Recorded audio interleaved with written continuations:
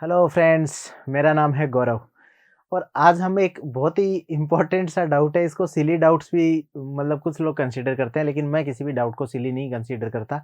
और बहुत सारे है ना मतलब डाउट्स आए हुए थे, जिसमें से ये डाउट्स पूछा गया था कि सर ये नोट्स नाम की ये बला है ना, वो क्या चीज़ होती है? नोट्स बनाने ज़रूरी है क्या? सबसे पहले तो आपको यही डाउट है ना मतलब कि खा जाएगा कि यार नोट्स बनाऊँ या नहीं बनाऊँ? कुछ बोलेंगे बना लो, कुछ बोलेंगे नहीं बना लो। तो यही बड़ा कन्फ्यूज़न है। अब नोट्स चलो, पहला डाउट तो क्लियर कर दिया। मतलब कुछ लोग सोच लेते हैं नोट्स बनाएँगे, कुछ लोग सोच लेते हैं नहीं बनाएँगे। आप बनाने वाली कैटेगरी में आ गए, तो फिर अब नोट्स भाई क्लास नोट्स कैसे बनाएँ? क्लास नोट्स बन जाएँ एक बार, तो फिर बोलते हैं कि सर शॉर्ट नोट्स बनाओ। ये आप शॉर्ट नोट्स कैसे बनाएं? अब शॉर्ट नोट्स बना लो, तो फिर अगला आ जाता है कि भाई सर ये रिवीजन नोट्स कैसे बनाएं? भाई इस प्रकार के भी नोट्स होते हैं। फिर बोलते हैं कि एग्जाम सेंट्रिक नोट्स कैसे बनाएं? कि जो एग्जाम में काम काम की चीजें है ना भाई साहब, उन्हीं का नोट्स बना लो, बाकी सबको इनको हटा लो। फिर कुछ बोलते हैं कीवर्ड्स वाले नोट्स बना लो आप, कि ग्रामर को हटा दो, कीवर्ड से आप नोट्स बना लो। फिर भाई साहब कुछ लोग बोलते थे हैं कि चिट नोट्स बना लो, कुछ बोल देते हैं कि कार्ड्स वाले नोट्स बना लो। तो जब इतने प्रकार के chit notes, card notes, exam centric notes, ये नोट्स, अब उसमें भी फिर आता है कि सर डिजिटल नोट्स बना लो, डिजिटल वर्सेस पेपर बैक, कि सर पेपर पे बना लो। कुछ बोलते हैं कि माइंड मैप वाले नोट्स बना लो। तो बेचारे स्टूडेंट ने जितने नाम नहीं सुने हुए होते ना, कोई भी टॉपर आता है और इनमें से 2 3 4 को नाम बोल के चला जाता है, और बाकी वो लोगों के ना मतलब कि कंफ्यूजन हो जाता है कि भाई साहब इनमें से नोट्स बनाऊं तो मैं कौन सा बनाऊं। तो देखो, पहली बात तो आपको टेंशन नहीं लेना, सब चीजें देखो, नोट्स बनाना तो जरूरी है, ठीक है। अब कुछ क्या होता है कि रेडीमेड नोट्स मिल जाए तो वेल एंड गुड, जब आप कोई दूसरा आपके लिए मेहनत कर दे तो बहुत ही बढ़िया है। लेकिन वो मेहनत कौन करे? अब मेहनत दो प्रकार की होती है। क्या मेरे नोट्स आप समझ पाओगे? नहीं समझ पाओगे, क्योंकि वो मैंने अपने हिसाब से बनाए हैं। लेकिन एक कोचिंग के नोट्स होते हैं, शॉर्ट नोट्स होते हैं, वो आप समझ पाओगे, क्योंकि कोचिंग वालों ने नोट्स इसी हिसाब से बनाए हुए होते हैं कि आपको समझ में आ जाए, ठीक है। तो अब ये इतने सारे नोट्स थे, ये अलग अलग। अब ना नोट्स के पीछे की कुछ साइंस होती है। ऐसा नहीं होता कि कोई भी काम आया हवा में ही काम स्टार्ट हो गया होगा। उसके पीछे की कुछ साइंस होती है, उसको भी हमें ध्यान में रखना पड़ता है। तो आज हमारा जो फोकस रहेगा ना, वो रहेगा क्लास नोट्स कैसे बनाएं, ठीक है। फिर ये जो सारे नोट्स है ना, वो सारे नोट्स में बनाने आपको सिखाऊंगा। और है ना किस तरीके से आपको नोट्स बनाने हैं। लास्ट में आपको देखो एक तो मतलब कि बहुत ही ना मतलब एक और भी नोट्स बनते हैं माइंड मैप्स के अलावा, निमोनिक्स वाले नोट्स, ठीक है। तो वो निमोनिक्स वाले नोट्स, तो उसमें तो आपको और भी लगेगा कि ये क्या नई चीज़ है। तो अब देखो, मैं आपको एक पहले तो मेरा एक नोट्स है, उसका मतलब मैं बताता हूँ कि मेरा नोट्स क्या है। आपने मतलब कि अपनी लक्ष्मीकांत वाली बुक पढ़ी होगी, उसमें एक फेडरलिज्म नाम का टॉपिक है, और जो हिंदी में संघवाद बोलते हैं जिसको ना, तो उस टॉपिक का मैंने नोट्स बनाया एक, और उस नोट्स को मैंने ऐसे बना दिया,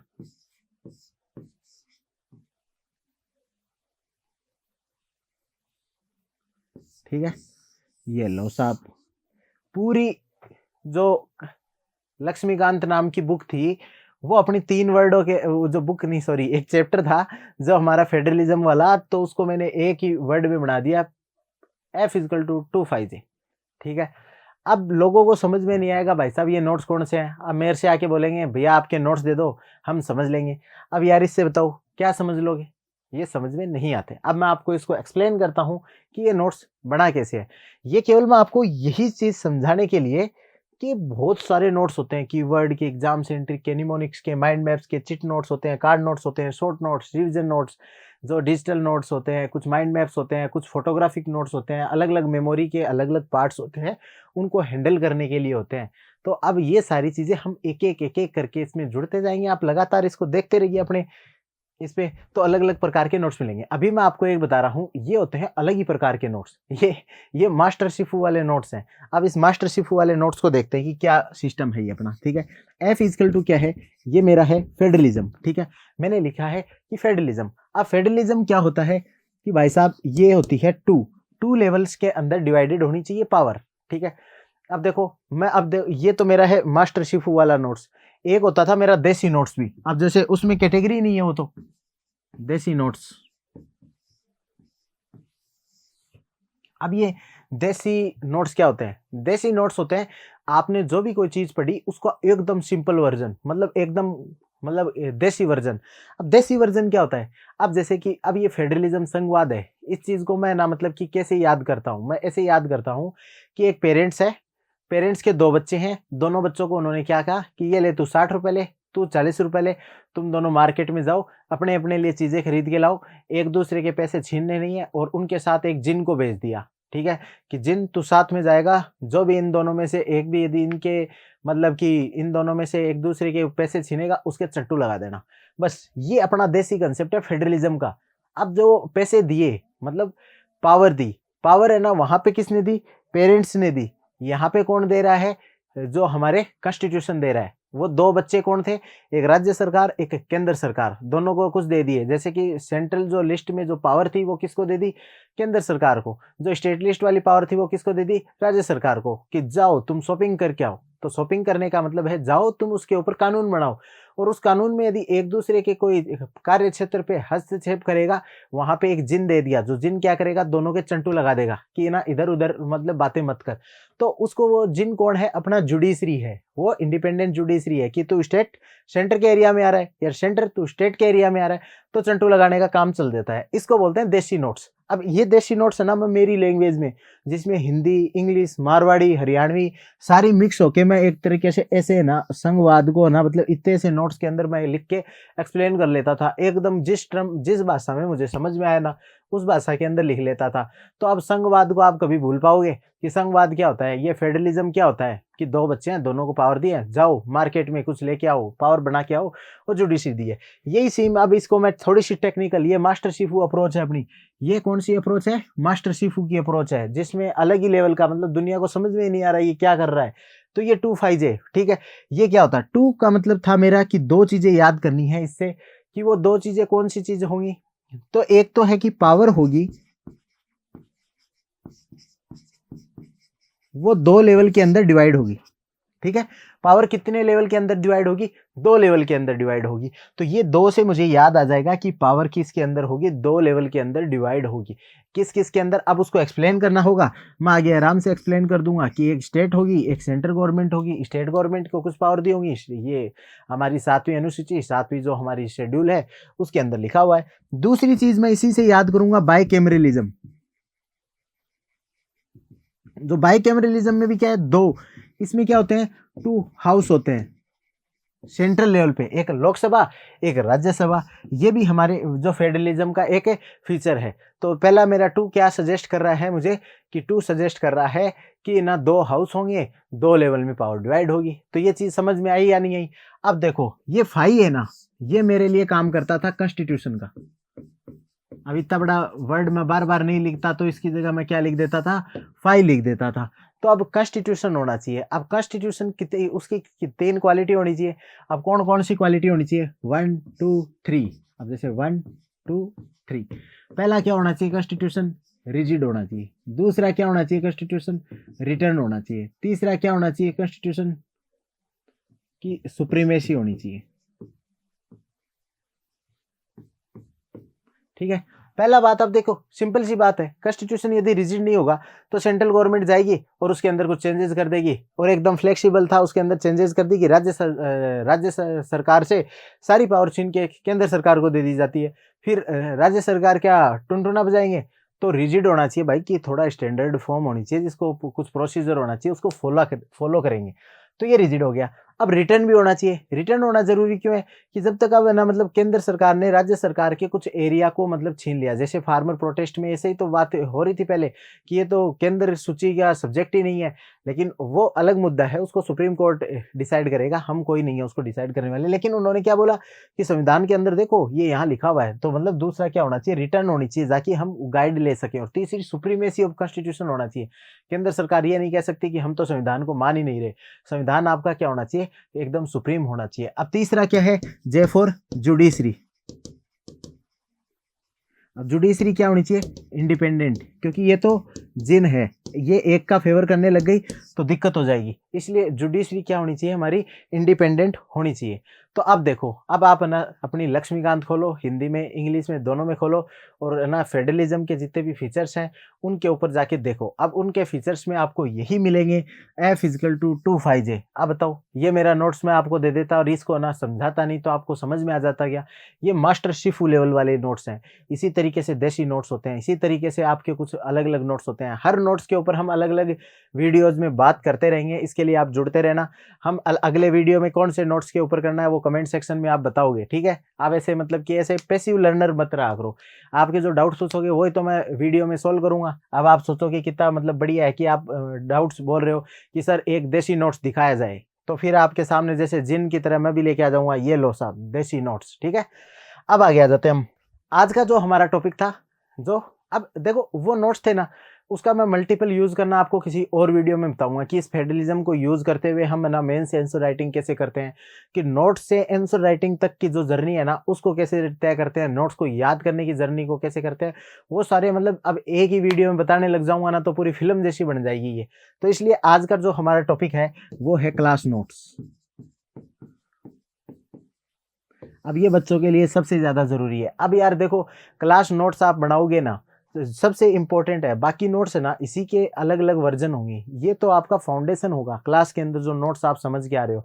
तो उसको समझने के लिए बच्चों को ये नहीं पता होता क्लास नोट्स क्या होता है। मैंने देखा बच्चे ने ये लो साहब A4 साइज शीट ली है, यहां से लिखना स्टार्ट करेंगे और जब तक है ना नीचे भर नहीं जाए ना, मतलब इंडिया वाले जैसे लोग होते हैं ना, नीचे भर भी नहीं जाए ना, लाइन से नीचे लाइन भर के रख देते हैं, फिर उनको नोट से खुद से ही ऐसे लगता है कि भाई साहब ये तो कोई मछली मार्केट जैसा लग रहा है। तो आपको बिल्कुल मछली मार्केट वाले जो नोट्स है ना वो नहीं बनाने, आपको नोट्स बनाने कायदे के। कौन से नोट्स बनाने? कायदे के, जिसमें थोड़ी ना समझदारी हो, ठीक है? तो हम देखो, अब एक नोट्स की ना क्लास के अंदर जो नोट्स हो उसके लिए सबसे पहली बात, 3 बातें बताऊंगा मैं, ठीक है? कितनी बातें बताऊंगा? 3 बातें, ठीक है? पहली बात, ठीक है, पहली बात है कि A4 साइज जो ब्लैंक पेपर आते हैं ना,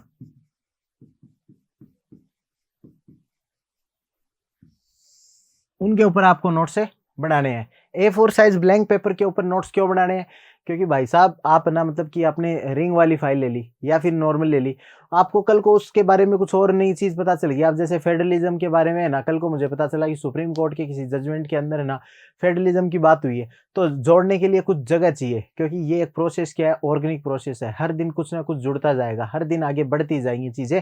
इसलिए आपको क्या बनाना है? नोट से A4 साइज पेज पे आपको नोट से बनाने हैं, ताकि आप इसको आगे लगातार वैल्यू एडिशन करते जाएं। तो पहली बात आपने कौन सी ध्यान रखनी है?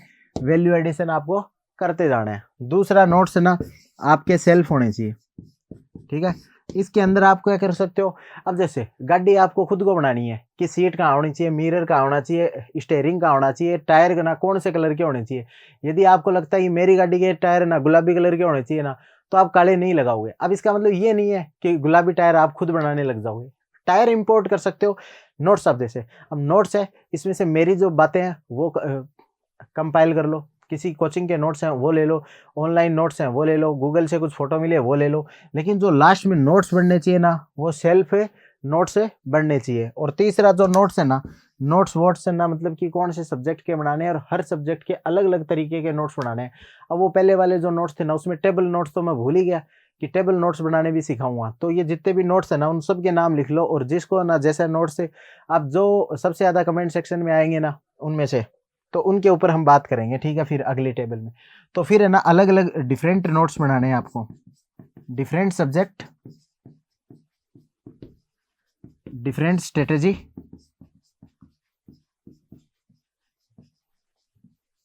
और डिफरेंट नोट्स। अब ये सारी चीजें आप यदि फॉलो करोगे तो आपको, जैसे कि मोदी जी ने बोला था ना, one sun one nation one world one grid, वैसे ही मेरा भी ये स्टेटमेंट है, different subject, different strategy, different notes, ठीक है? चलो अब हम बढ़ते हैं आगे।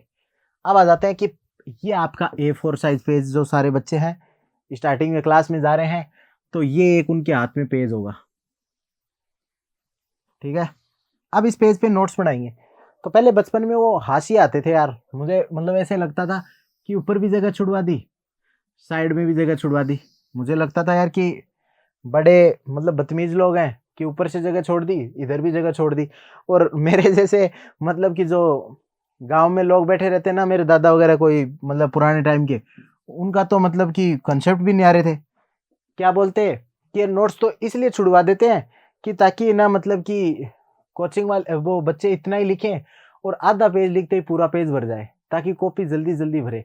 लेकिन उसके पीछे कुछ लॉजिक होता था। मैंने भी समझा कि ये नोट्स बनाने के पीछे किस प्रकार की साइंस है। उस साइंस के बारे में मैंने बात की और फिर वहां से पता चला कि और नोट्स बनाने के पीछे तो आपके नीचे भी एक लाइन होनी चाहिए, नीचे लाइन होनी चाहिए। इसके लिए एक नीचे की और ऊपर की, इस तरीके से आपको पेज को इतने हिस्सों के अंदर डिवाइड कर लेना है, ताकि आप जो भी आप नोट्स बनाओ वो आपके साइंटिफिक नोट्स होंगे। मैंने काफ़ी इसके ऊपर स्टडी की कि साइंटिफिक नोट्स में क्या क्या चीज़ होनी चाहिए, ठीक है।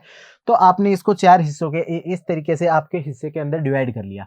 ये जो पार्ट है, जो सबसे बड़ा पार्ट है, यहाँ पे आपको क्लास के अंदर नोट्स बनाने हैं। जो भी क्लास के अंदर टीचर नोट्स बनाए, उस नोट्स को आपको कहाँ पे लिखना है, इस जगह पे लिखना है, जो ये वाला स्पेस है। कहाँ से कहाँ तक है, ये वाला जो स्पेस है ना,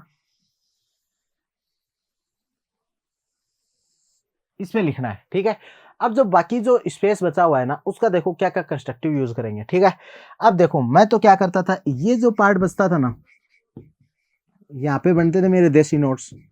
देसी नोट्स मतलब ऊपर जो भी समझाया हुआ है उसको मैं नीचे मेरी सिंपल भाषा में समझ लेता था। क्लास में दिक्कत क्या होती है, आज तो आपने ना पहली बार पढ़ने गए, क्लास में पढ़ाते समय टीचर बोलता है ये समझ में आया, बिल्कुल बिल्कुल आ गया सर, बिल्कुल आ गया। लेकिन जब उसको 5 महीने बाद पढ़ते हैं ना, तब समझ में ही नहीं आता कि ये कौन सी रामायण लिख दी मैंने। इसलिए मैं क्या करता था, नीचे उसको क्या कर लेता था, एक्सप्लेन कर लेता था, ठीक है। ये जो पार्ट होता था मेरा, ये वाला पार्ट, वो मेरा पार्ट होता था वैल्यू एडिशन का, ठीक है। इस पार्ट को मैं 3 हिस्सों में डिवाइड कर लेता था।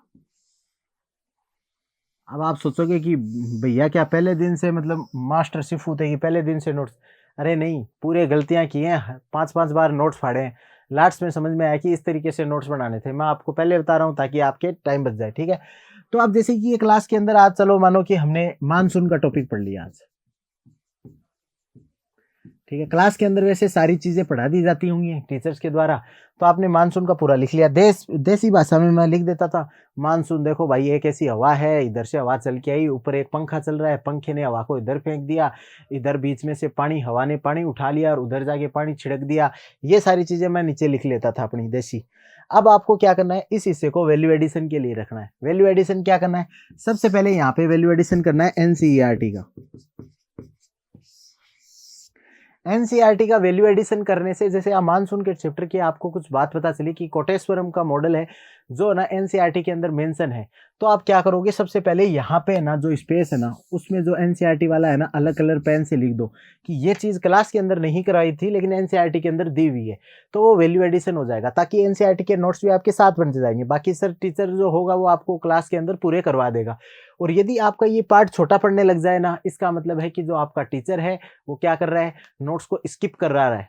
तो आपको वहां से उसको टीचर की आप अकाउंटेबिलिटी को भी यहाँ से फिक्स कर सकते हो। यहाँ पे आपको क्या करना है, बेसिक बुक, जैसे आपको बर्नवाल, सविंदर सिंह या फिर माजिद हुसैन कोई भी बुक पढ़ रहे हो, तो उसमें से जो भी एक्स्ट्रा फैक्ट मिले उनको आपको यहाँ पे इंस्टॉल कर लेना है। और ये जो यहाँ वाला पार्ट है, इसके अंदर आपको इंस्टॉल किसको करना है, करंट अफेयर्स को। अब जैसे इंडियन मानसून मिशन, अब इंडियन मानसून मिशन चल रहा था और उसमें हमने कोई एक है ना डॉपलर रडार थी, वो पिछली साल है ना मतलब डॉपलर रडार में कुछ कैलिब्रेशन किए थे, क्योंकि जो यूएस के मॉडल के ऊपर वर्क कर रही थी तो वो ढंग से काम नहीं कर रही थी। ये इंडियन मानसून से रिलेटेड कुछ करंट अफेयर था, तो उस करंट अफेयर को क्या ले भाई साहब, करंट अफेयर तू भी लग जाए यहाँ पे। तो यहाँ पे आपको क्या करना है, जैसे इंडियन नेशनल मानसून मिशन के बारे में बात कर ली, डॉपलर रडार आया उसके बारे में बात कर ली, वो सारी चीजें आप यहाँ पे लिख सकते हो। लास्ट में यहाँ पे जो एक एक पोर्शन बचा है, ये नीचे वाला जो पोर्शन बचा हुआ है, यहाँ पे मैं लिखता था ट्रिक्स को। मैं आपको बहुत सारी ट्रिक्स वगैरह भी ऐसे बता सकता हूँ, जैसे कि आप फेडरलिज्म का ये पूरा टॉपिक चलता ना, तो मेरे मास्टर शिफू अप्रोच यहाँ ऐसे लग जाती, ठीक है। तो यहाँ पे वो भाई वाली कहानी हो जाती। फेडरलिज्म से रिलेटेड कोई लेटेस्ट कोई केस चल रहा हो, जैसे मानो कि ये अपना किसान आंदोलन चल रहा था, तो वो बिल थे एग्रीकल्चर बिल, तो वो यहाँ पे लिख देता मैं। यहाँ पे ना पॉलिटिक्स में ना मतलब लक्ष्मीकांत की बातें होती वो लिख देता, यहाँ पे ना फेडरलिज्म जहाँ एनसीईआरटी में लिखा हुआ होता ना वो लिख देता। यहाँ तक बात आपको समझ में आ गई। अब ये ऊपर वाला हिस्सा है ना, इसको भी 3 हिस्सों के अंदर डिवाइड कर लो, ठीक है। इसको 3 हिस्सों के अंदर डिवाइड करके क्या कर सकते हो, सबसे पहले तो आप ना यहाँ पे लिखोगे रिवीजन नंबर,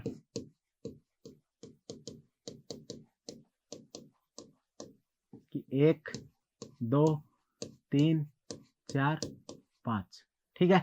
अब जितने ज्यादा इस नोट्स को पढ़ते जाते हो ना तो उसको काटते जाओ, 2 3 4 5, जितना आप काटते जाओगे आपको पता चलता जाएगा। जनरली क्या होता है स्टूडेंट के साथ कि ना किसी भी सब्जेक्ट के पहले 2 चैप्टर तो बड़े शानदार तैयार होते हैं, आगे आज जैसे जैसे चैप्टर बढ़ते जाते हैं वो कमजोर होते जाते हैं। तो कमजोर नहीं करने हैं, इसके लिए क्या करना है, हर पेज के ऊपर लिखना है कि इसके कितने रिवीजन हो गए। फिर आपको पता चलेगा एक पेज को तो आपने 5 बार पढ़ लिया, लेकिन कुछ पेज ऐसे हैं जिनको एक बार भी नहीं पढ़ा।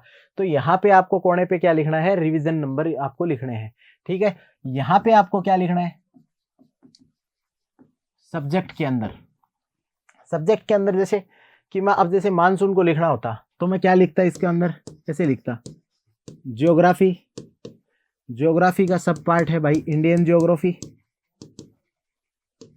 इंडियन ज्योग्राफी का एक सब पार्ट है क्लाइमेटोलॉजी, क्लाइमेटोलॉजी का सब पार्ट है एक रेनफॉल, रेनफॉल का सब पार्ट है भाई मानसून, और ये टॉपिक चल रहा है, ठीक है। इस तरीके से आपको मतलब एक माइंड मैप बना मतलब ऐसे मतलब बता देना है कि ये जो टॉपिक चल रहा है वो हमारे सिलेबस में एग्जिस्ट कहाँ करता है। मतलब इससे क्या होगा, आप आउट ऑफ द सिलेबस चीजें पढ़ने लगोगे ना तो आपसे ये डायग्राम बनेगा ही नहीं, और जैसे ये डायग्राम नहीं बनेगा आपको समझ में आ जाएगी ये चीज तो भाई सिलेबस के अंदर है ही नहीं, टीचर हमें गलत पढ़ा रहा है। तो इस चीज से आप ना ये इस चीज को यहाँ पे कर सकते हो। और ये वाला जो पोर्शन होता था ना वो होता है कनेक्टिविटी के लिए।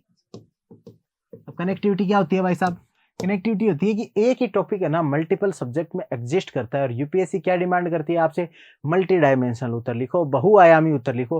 अरे बहुआयामी उत्तर कोई बच्चे के दिमाग में थोड़ी ना आते हैं, कहाँ से आएगा वो, इस वाले पोर्शन से आएगा कि कनेक्टिविटी ना मतलब कि एकदम उसकी अच्छी। अब देख कनेक्टिविटी का कैसे, अब जैसे मानो कि मैं एग्रीकल्चर की बात कर रहा हूँ, ठीक है। यदि एग्रीकल्चर के नोट्स होते तो इसकी कनेक्टिविटी किसके साथ होती भाई साहब, कि इकोनॉमिक्स में आता है उसके साथ भी कनेक्टिविटी है, इन्वायरमेंट में भी एग्रीकल्चर की कनेक्टिविटी है, ज्योग्राफी में भी इसकी कनेक्टिविटी है, और इनके भी सब टॉपिक्स के साथ मैं अलग अलग कनेक्टिविटी देख सकता था। जैसे मानसून है तो उसको ना मैं क्लाइमेट के साथ देख सकता हूँ, मानसून को मैं एल नीनो के साथ देख सकता हूँ, तो मैं मानसून को ज्योग्राफी के सब पार्ट्स के अंदर ही बहुत सारों के अंदर देख सकता हूँ। फिर मानसून को मैं कल्चर के साथ जोड़ सकता हूँ, मानसून को मैं इकोनॉमी के साथ जोड़ सकता हूँ। तो यहाँ पे आप लिखिए कि उस टॉपिक की कौन से अदर टॉपिक्स के साथ कनेक्टिविटी हो सकती है। इस तरीके से जब आप लिखोगे तो आपको पता चलेगा कि आपकी कनेक्टिविटी बनती गई। इस तरीके से आप ना यदि क्लास नोट्स बना लिए ना तो यूपीएससी आपके लिए थोड़ा सा आसान हो जाएगा। देखो मैं ऐसे तो नहीं बोल सकता एकदम जिंगा लाला हो जाएगा, लेकिन आपके लिए बहुत अच्छा होगा। क्यों? क्योंकि यहाँ से आपकी मेन सेंस राइटिंग स्किल्स बढ़ जाएंगी, क्योंकि आप कनेक्टिविटी बढ़ा रहे हो।